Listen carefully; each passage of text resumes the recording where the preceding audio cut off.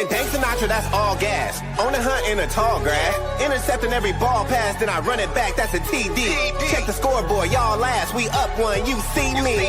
Pussy niggas wanna talk about it, go to Hellcat, no demon. I be politicking on your broadcast at the red carpet like the famous homie. Act your bitch, really famous homie, and you know it's in me, it ain't on me. So creative like I made Adobe. I've been balling like I play with Kobe. What's the deal? What's the deal? PolitiKan The Podcast, man. We back again. Monday mornings, man. We're going to hit y'all off beginning of the week.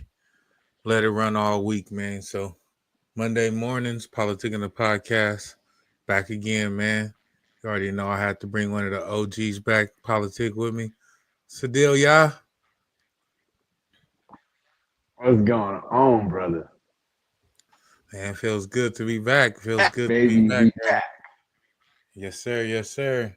So everything good, man? You ready to get back on this mission? Everything's good. I'm ready, man. I've been waiting for it. Like, Caleb, bring it back. The world needs it. All right, man. So you know we're in the thick of this NBA playoffs, man. And we got LeBron just went home. Kawhi Leonard just went home.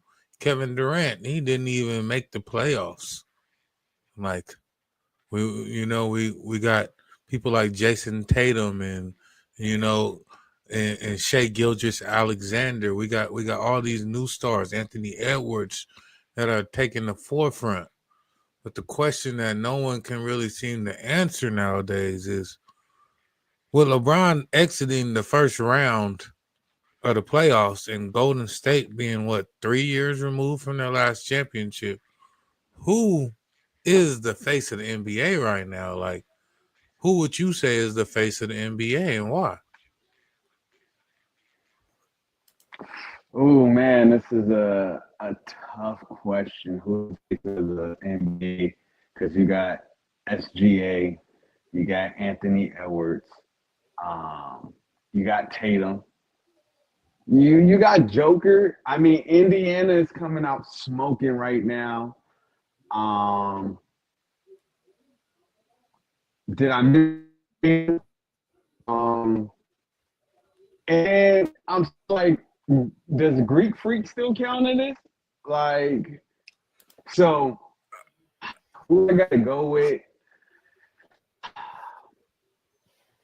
The person who has the character for it, you can say Anthony Edwards. He got the character for it, right? But I got to give it to Tatum for right now. I mean, he got the championship.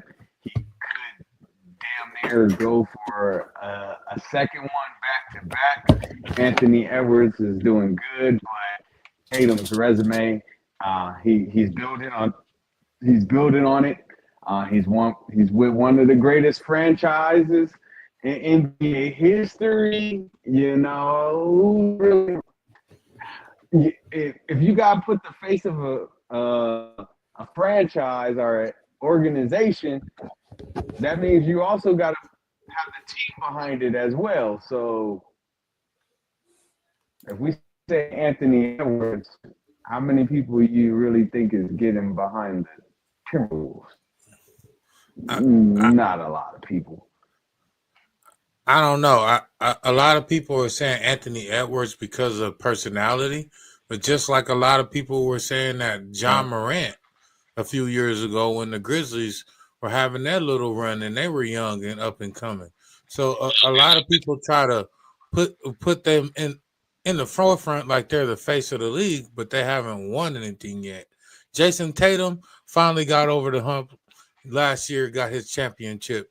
Jokic, he has a championship. Everybody else on that they're mentioning hasn't won yet. So you can't talk about anyone being the face of the league until they win a championship. So when it comes down to me in this question, it's really easy, man. Jokic has the most recent championship and MVP. Tatum won, but Tatum didn't even win the MVP that year. Tatum wasn't viewed as like the top player in the league at that moment. So even though Tatum was the best player on the team that won the championship, I still wouldn't put him the top player in the league. Now, Jokic, he's 3-4 time. He's in the MVP ranking every year. And unlike a lot of the other big men, he stays healthy, but he doesn't have that personality that's gonna be able to like push the brand, the NBA brand forward. And that's why I think that Jokic can't really be that guy. That's why everyone wants Anthony Edwards to become that league, that face of the league, because we need that somebody that's eccentric, somebody with that charisma, that personality. You know what I'm saying? That's gonna someone that people will want to watch off the court. And Jokic might be a maestro on the court, but off the court, he's really not that interesting. So that's why I would say Tatum isn't that guy neither, man. I mean, the NBA is faceless right now, if you really have to answer that question. Because you can't, we're trying to make somebody fit a mold when technically James, like even if you look at LeBron James, LeBron wouldn't have been that guy if he didn't have Steph Curry to go against. Because we don't have that marquee matchup in the league like we had with the Steph Curry versus LeBron, with the Magic versus, you know what I'm saying, with the Kobe versus the Celtics. If you don't have that marquee matchup, then it's hard to sell any one of these people as the face of the league from my standpoint. I can see that. I agree. You got to be marketable, and the most marketable is Anthony Edwards. Just on the franchise, I don't think is really going to do much. But Now, he actually has a clear path in a way, in my opinion, because he just knocked off LeBron. mm-hmm. He has the potential of knocking off Steph Curry. Side note, if Steph Curry wins this championship, y'all better stop saying LeBron James is the GOAT. Anyways, if he knocks off Steph Curry, then he got to go through SGA. He knocks off SGA. And then if he knocks off Tatum and them boys. Yeah. I mean, it's for the taking right now. If Anthony Edwards was to pull that off, and it's all aligned for him to do it right now, especially the way Cleveland just lost to Indiana. Everyone has Boston coming out the East now, the way that Indiana handled Cleveland. We're not taking Cleveland too serious now. We're actually looking at Indiana because they are more playoff tested. We're looking at them to actually win this series now. If you ask me. So I don't know, man.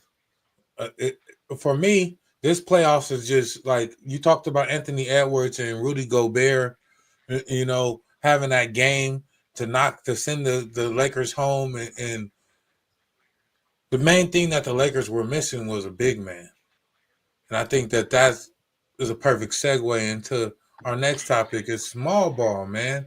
I think that a lot of teams went small ball when Golden State went with the small ball, death lineup with Iguodala, and then they switched it out and they brought Kevin Durant in instead of Iguodala, and everybody went with this 5-out offense and shooting 53s a game. And for a minute, that's where the league was at. But now if you look at where the league is at now, the Lakers' primary reason they lost is because they did not have a big man.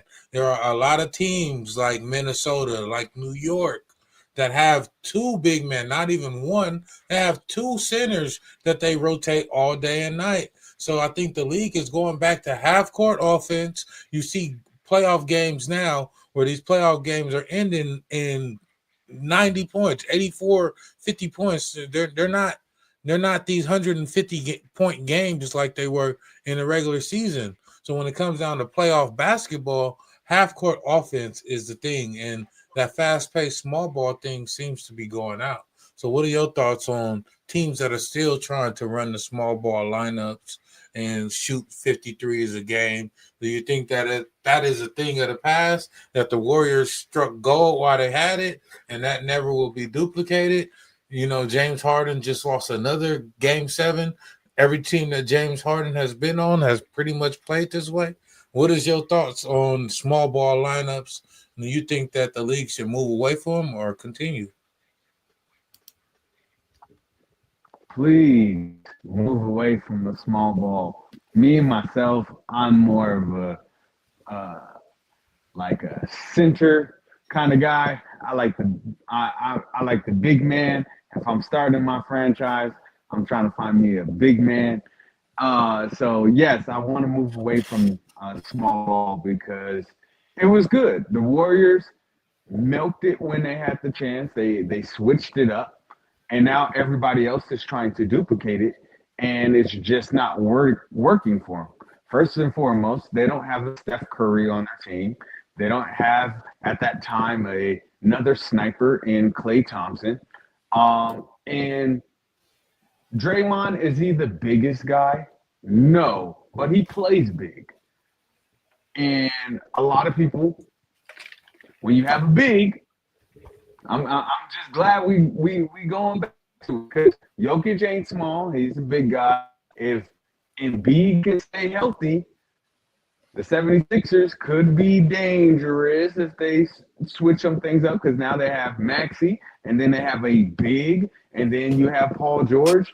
That can work out. Small ball is going away. I mean, if you just watched the Golden State game yesterday, right? Then you see that the Rockets, when they had to go into the small ball court, they had no shot, no jumpers. They had to actually use skill besides running and gunning and grabbing offensive rebounds, and they got ate alive. But even the Golden State Warriors struck it right now. They still got Looney. They still had some kind of big. I mean, but I'm glad. I'm all for going back to the big. That's why I love Memphis got Ziti, but he didn't do nothing this year. If you look like the Thunder, they got Chet Holmgren. If you look like Wembanyama over there with the Spurs, even though the top prospects that have been coming off are big men, they're 7 foot plus guys. Like everyone is looking for skill and size now. They're not just looking for small guys shooting threes. I mean, the Trey Youngs and those type of people. I mean, you got to go back to the fundamentals now. These people have invested millions of dollars into these small ball lineups to get no championships out of them. And these businesses, at the end of the day, because each team is a business, has to crunch the numbers and look at the history of their shit. They say, hey, our whole history says that we've been doing this and we got this amount of victories and championships. Then we try to do the small ball shit for the last 5 years, and what has that got us? Absolutely nothing. So the analytics, now that they have been proven over a certain amount of time, have proven that all this analytics shit was wrong. And that they need to go back to traditional basketball position. You remember they were talking about positionless basketball? They ain't talking about positionless basketball no more. Everybody got a position and you need to play your position. LeBron James ain't coming down court trying to be point guard no more. And the fact that you got LeBron James playing center is the reason why you in Cancun right now. Then you got the Clippers trying to play Nick Batum at center. You got Kawhi Leonard at power forward. And where you at right now? You trying to use that against Jokic? Hell nah, you in Cancun. That ain't gonna work, man. That small ball shit is not gonna work. It may get you some regular season victories.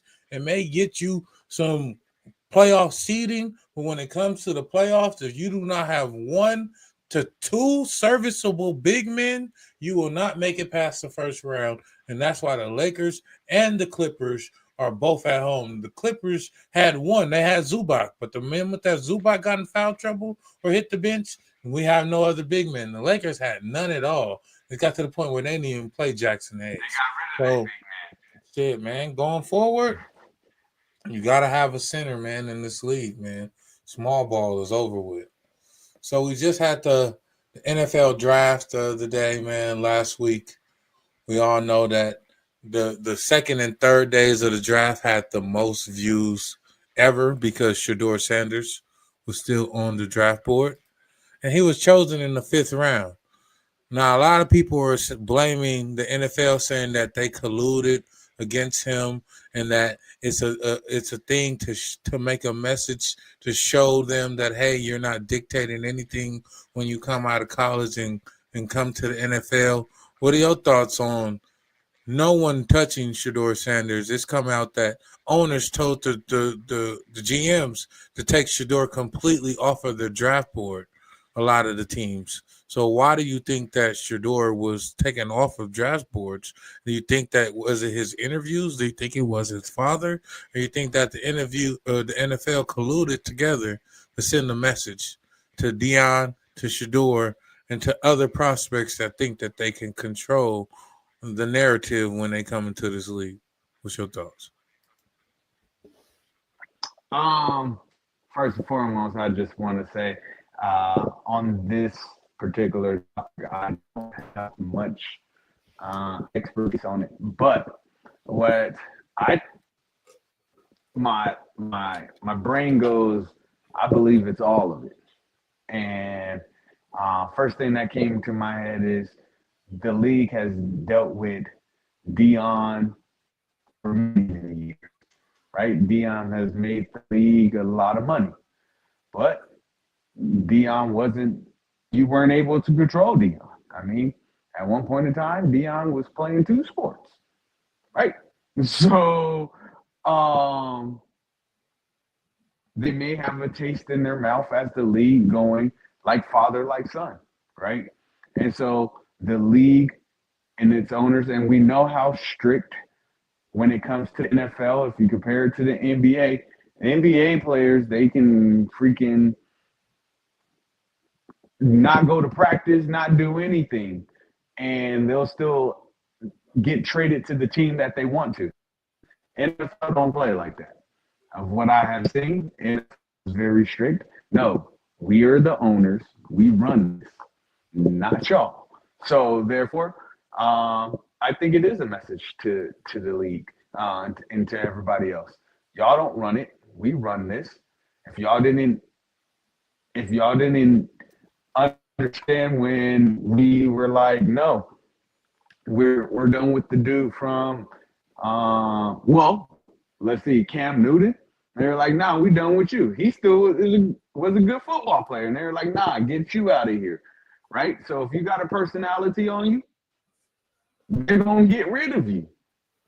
Because I ain't the face of the league. They are. So you got to get behind it. I agree. When you bring up Cam Newton, I think that this is, like you said, it's all of it. When I think of Shedeur, I think of 2 situations in one. I think of Colin Kaepernick, and I think of Cam Newton. Yep. Colin Kaepernick was the first time that a league, like the whole league, got together, sat down, and said, "Hey, we are all agreed that we are not touching this guy." And I think that the next time that ever happened was with Cam Newton. Cam Newton was too much of a personality. He came in and he actually won. And the fact that when he actually had a team around him, he was a winner. And they didn't like his pompous attitude. And they felt the fact that the point that if he wasn't going to come in and be your starting quarterback, then you wouldn't even have him in your locker room. Then that tells you how you felt about his personality. And a lot of people are comparing Shedeur's personality to Cam Newton's personality. And this is why a lot of owners already have that Cam Newton bad taste in their mouth. And they're like, oh, no, he's a Cam. No, we're going to stay away from that. And then with them colluding together to make sure that he doesn't get drafted, when they talk about owners going to the GMs and telling them take Shedeur off the board completely, that's just some unheard of shit. And when it's irregular, that's how you know it's collusion. And I say that because it's rare that owners just come in and say, this guy completely, take him off the board. So for multiple owners to go to their GMs and tell them all at the same time, no, we do not want Shedeur Sanders. take him off of our board completely. It's obvious collusion. And the reason why they want to send this message, I don't even think that it's Deion Sanders. I don't even think that it's Shedeur. I think that it's NIL. These niggas are getting NIL money. And when you're Shedeur Sanders, you're a fifth round pick. You were getting more money in college than you're going to get as a fifth round pick in the NFL. So they're trying to humble you by letting you know, hey, just because you're getting paid in college don't mean that you're going to come over here and treat this like this is college. This is not college. This is the big leagues, and you have to be professional and go and move accordingly. So I think that it's more of a message to every quarterback and more motherfuckers coming out to NIL thinking that, hey, just because I got $5 million in NIL money, don't mean that you're going to get $5 million a year base contract when you come to this league. You're going to have to earn it. So, yeah, that's my thoughts I on agree, that man. whole. I Like you said, all things can be true, man. And I think that all of them are true. Did Deion Sanders say some shit like, oh, yeah, we think we're going to pull a Eli Manning? Yeah, you fucked it up. Did Shedeur not take things seriously or say the things in the wrong in these interviews, coming to interviews with chains on? Like, come on. Why are you coming in an interview with chains on? I don't know if that's true or not, but come on, man. That's some nigga shit, man. That's some nigga shit, man. mm-hmm. Eventually, you got to leave the childish things behind as a man, and you got to grow up. So, you want to be iced out, you want to wear your watch and have your necklace on, you can do that. But there's a time and a place for everything, and that is not the time or the place to be, you know what I'm saying? Perfect timing. You heard his theme song?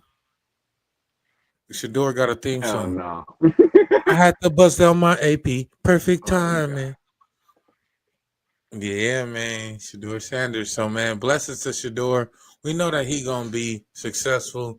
And all of this is just going to give him more fuel to the fire. He's obviously one of the top rated and talented quarterbacks that came out of this league. And talent always shows over everything else. But he has to still put in the work. So he going to put in the work. I still got Shedeur starting for the Browns by, I say, week 5. He'll be the starting quarterback for the Browns. I don't think that they want him there. I think that they want to raise his value and then trade him, because if you can get him for a 5th round pick, raise his value, and trade him for a 2nd, 3rd round pick, then you actually increase the value, and if you get some victories out of it and some jersey sales, and I think that it's a win-win-win for them. So I think that they're gonna play him because they want to increase his value. He just got a star, so he got to be ready for his opportunity. True. All right, man. What we got next?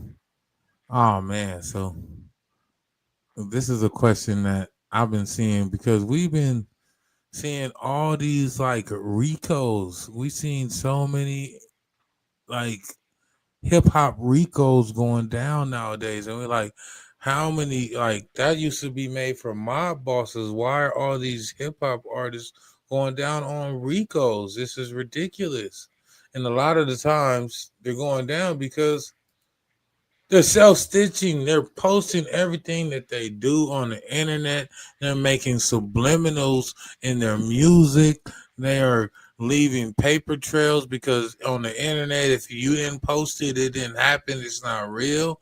They have evidence in their phones.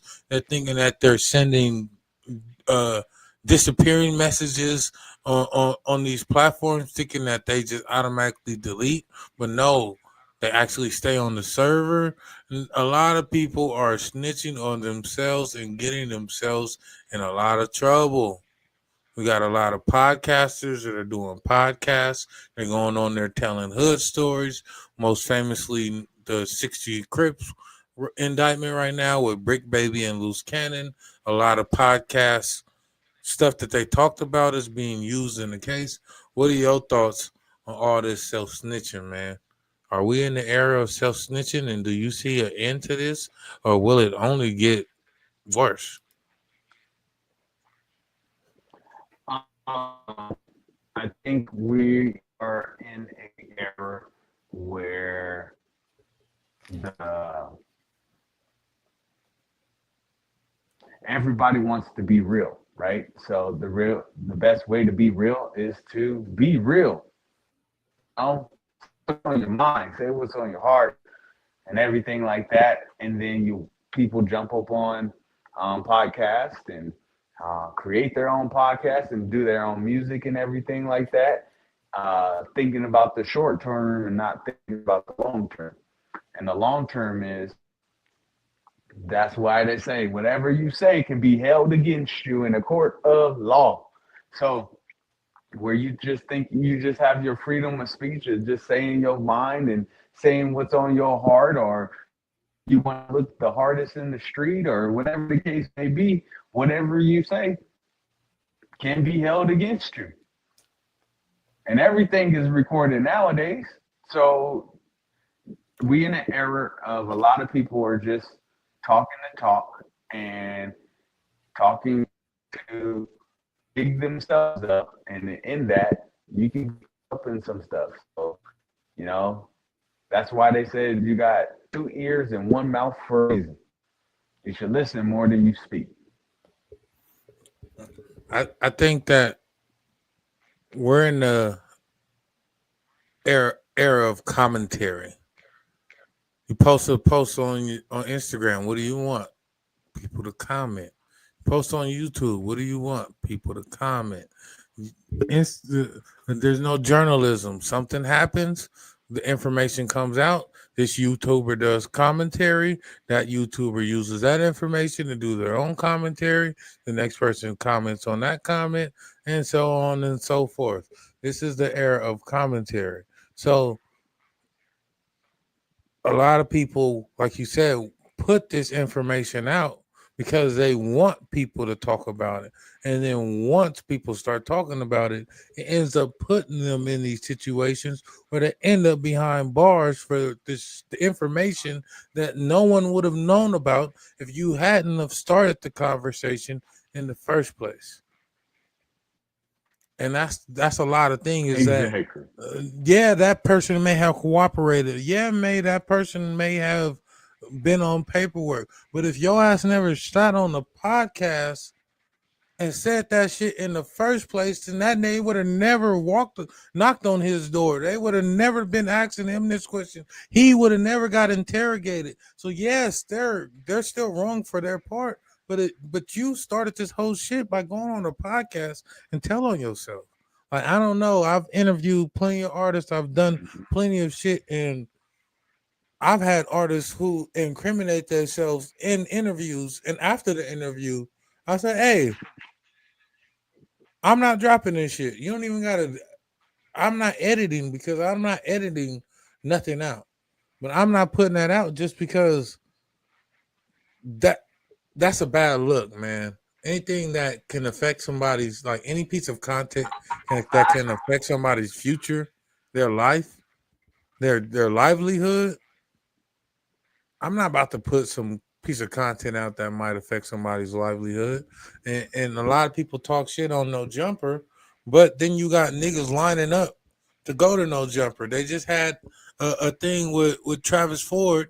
He's going to No Jumper. He's outside No Jumper with 50 Crips, and they don't let him in because he's outside with too many people. And it's like, how can, like, in one moment you got people saying like, oh, No Jumper is this, no this, but then the moment that people get an opportunity to get that platform, that shine, they're gonna run over there as soon as possible. And I think that a lot of that is to blame for us and our platforms, because like we've been going for a while. We gotta stay continuous on our platform and on our journey, because not everybody may want to come to a platform like ours, but at the same time, not everybody is built to come to a platform like ours. And that's why we got to stay the course, man. So I think that there's a lot of more media outlets that have to be put to the forefront. There has to be more alternatives, things that are actually going to highlight and help the artists. Because a lot of times you go in there and you talk about everything but your music. And artists, that's not going to help your career if you want to be an artist. You want to be an artist, you have to talk about the music because the music is the thing that's going to get you your career. So I don't know, man. Rappers want to be podcasters. Podcasters is rappers now. Media is everything. Camera, the whole Positionless basketball, baby. for real, a small ball. We playing small ball out here in Hollywood right now. Hollywood ain't even Hollywood, man. They ain't even shooting movies down here. They doing it in Atlanta at Tyler Perry Studio.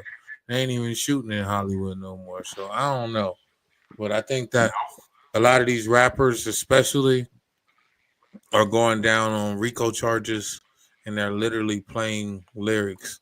Little Dirk, it was just an update where he talked about Sly for Vaughn in a song, and then the murder charge that he's he's in right now is talking about him retaliating for King Von's murder. But you rapped about it before, so now it's premeditated. So I don't know, man.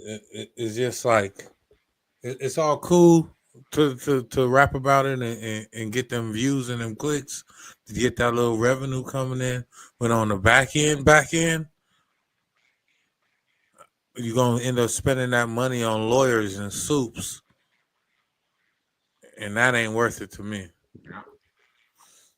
Well, let's get to this politics, man, because the political scene has been a sham, man. Like ever since Trump got in, before the last 2 years of Biden was a sham, and then the whole election was a sham, and now Trump's first 100 days was a sham, and it's just like politics right now. So if you understand the political landscape, the Republicans have the House, the Senate, the presidency, and they have the Supreme Court. Now we have midterms coming up. In the midterms, the Democrats can actually take the House and have one faction of the government back where the Republicans don't own everything. And this is how Trump has been able to do everything that he's want because the Republicans own all the factions of the government. So anything comes to a vote, the Republicans are already going to back him and vote yes. And because they outnumber the Democrats, everything that Trump wants to do just gets passed. If the Democrats take the House, then they take one of the factions of government back, and that takes away from his power.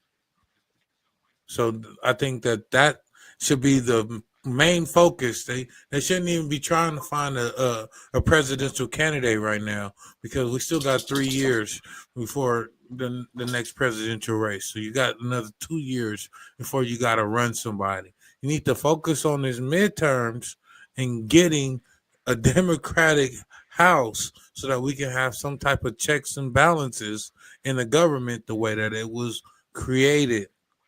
But right now, with the Republicans owning everything, it's just ridiculous. So the Democrats, instead of trying to find a new presidential candidate, instead of trying to push forth their candidates for the House so that they can focus on taking the House, they are trying to push forth with a third impeachment. They're trying to come up with articles of impeachment for Trump a third time, knowing that he owns the House, so first it has to pass the House, but the Democrats don't own the House. So once these articles aren't even going to pass in the House to even become articles. This is why you got to focus on taking the House before you try to focus on impeaching him. But no, they're trying to impeach him for a third time when it didn't work the last 2 times. And we don't even know why they're trying to impeach him right now.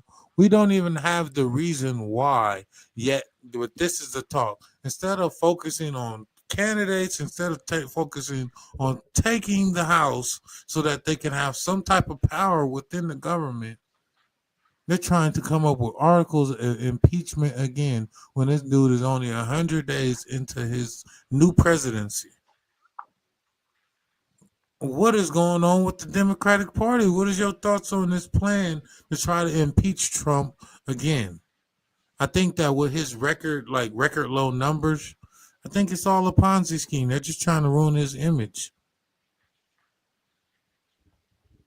That is, man, that is their number one agenda, is to ruin this man's image. That's all they care about, making him look bad. Dude hasn't even been there 100 days, and they're critiquing every little thing. The tariffs ain't working, or whatever the case may be, right? But we're putting that same energy into smoking. I always say that. Because now you're also getting word that, the Democrat Party is focusing in on just the wrong thing. They're so in love, hatred for Trump that their strategies are wrong and they're losing the American people.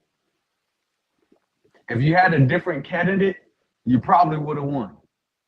But you didn't. And then now word's coming out that Obama wasn't really freaking with her like that, and nobody in the party was really freaking with her like that, but you guys put her in front. And then everything's coming out that, they knew about Joe the whole time, and but they told the American people that our eyes were lying to us. And then you got your fanboys and fangirls going, oh, yeah, Trump's bad. But you guys are focusing on the wrong thing. If it was me, I'm not running. But if I was a part of the Democratic Party, I would look at them and say, hey, you guys know what we should do? This should be our strategy. For the next 3 years, let the dude do whatever he wants.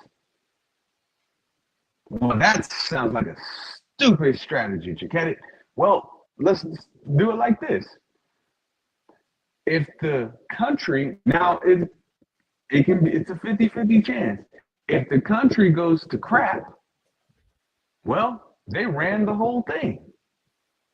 They're 100% to blame.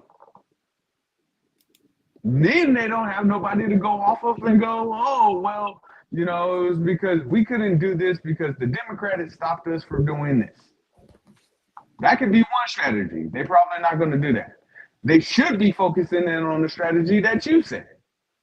You're so worried about Trump, you should be more worried about, hey, let's try to take a house.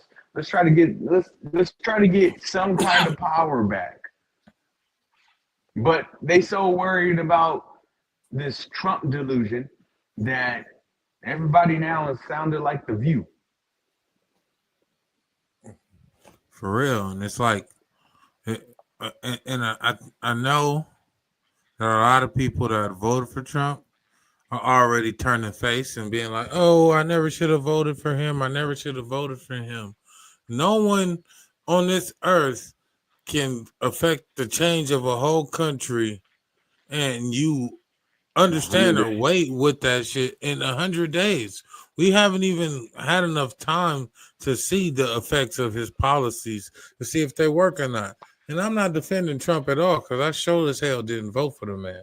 But now that he's here, at the end of the day, he is our president for the next 4 years. So at the end of the day, this is who we have. This is who is in charge. And we have to understand how to move forward now that he is in power. And the first order of operations should be taking the House. And I'm a registered independent. I used to be a Democrat, and now I'm a registered independent. I'm not registered with the Democratic Party. But my suggestion to that Democratic Party is please focus on getting some candidates, focus on getting them in the House, focus on taking the House of Representatives so that the Republicans don't have all the houses of the government, the branches of the government, and that at least the Democrats' dust can block something, can have some type of vote, can have some type of power. Because with Trump having almighty power, who knows what else he has up his sleeve? We just only seen 100 days of this. If we don't win these midterms, man, we can't go another 2 to 4 years like this. We barely making it through this first 100 days like this. So my advice to the Democratic Party, please focus on the House. Please educate as many people as you can to go out and vote. This election is more important than the damn presidential election, because if the Republicans retain this House, oh, you think Trump did what he wanted before? Oh, he gonna have full range after this, especially if they get some new people in, some new MAGA people in. It's a wrap, man. So my advice: go out and vote midterms. Let's get some Democratic people in the House, man. Let's even this out. Let's get some type of checks and balances in this democracy before it is no longer a democracy. All right, man. It feels good to be back. I just be sitting here on this shit, man. This type of information I'll be sitting on, just marinating. And sometimes you got to give it to the people how they can understand it, man. So I'm happy to be back and feeding the people the information they need to know, because this is really what matters, man. All right, let's get some shout outs before we get up out of here, y'all. Man, first and foremost, I give shout outs to you, the host. I mean, man, I'm glad that you hit me up and said that you're gonna come back and do this. So the world needs you. We need your insight. We need you to break down what's going on in the politics, because it's still going on, and it doesn't stop, and it just doesn't affect us today, but it affects us for years to come. Shout out to all my other brothers that jump on here, Mayor, Ronnie, and all the other brothers that jump on here. Hope to see y'all soon. To all the fathers, men, brothers, keep your head up, keep your feet moving, and let's continue to rise above. And we need to take back what's going on in this crazy world by showing stability, security, and love. So once again, bro, I appreciate this opportunity to come on here and speak with you. Appreciate that, man. So a lot of things been going on with me, man. A lot of things in my personal life, man. Had a near-death experience, literally Christmas Eve, Christmas Day. Spent in the hospital, had an infection in my blood. Literally could have passed away from it. Was in the hospital for a while. And recently, just had my father pass, man. So still dealing with funeral arrangement. Still hasn't been to the actual proceedings. Dealing with this whole thing has just been surreal, unreal. And not too long ago, my father had a brain tumor, and he had it removed. And ever since then, he had memory problems where he kind of couldn't remember. Every day was like a reset. And I took some time off so that I could take care of my father and spend some time with him. And when he was here, every day he would wake up and it was like a reset. And every day he would ask me about my podcast. And he would be like, "What's up with your podcast? You doing your podcast today?" And every day I would have to tell him, "Oh, nah, Pops, I'm going to get back to it. Oh, nah, Pops, I'm going to get back to it." And that was one of the things that he was real proud of me. It was, he always loved the messages that I put out in my podcast. And that's one of my inspirations for bringing this back, is just like, Pops kept asking for my podcast. So here you go, Pops. I'm back potting for you, man. R.I.P. Pops, man. I miss you for real, man. R.I.P. Pops. So, like I say all the time, man, they put you in the cage. They put you in the cage with a lion just because you don't try to eat the lion. I mean, the lion ain't gonna try to eat you, man. PolitiKan The Podcast. You want to stop me? You're gonna have to fucking kill me! Smoking Dank Sinatra, that's all gas. On the hunt in a tall grass. Intercepting every ball pass, then I run it back, that's a TD. Check the scoreboard, y'all last. We up one, you see me. Pussy niggas wanna talk about it, go to Hellcat, no demon. I be politicking on your broadcast at the red carpet like the famous homie. Ask your bitch, really famous homie, and you know it's in me.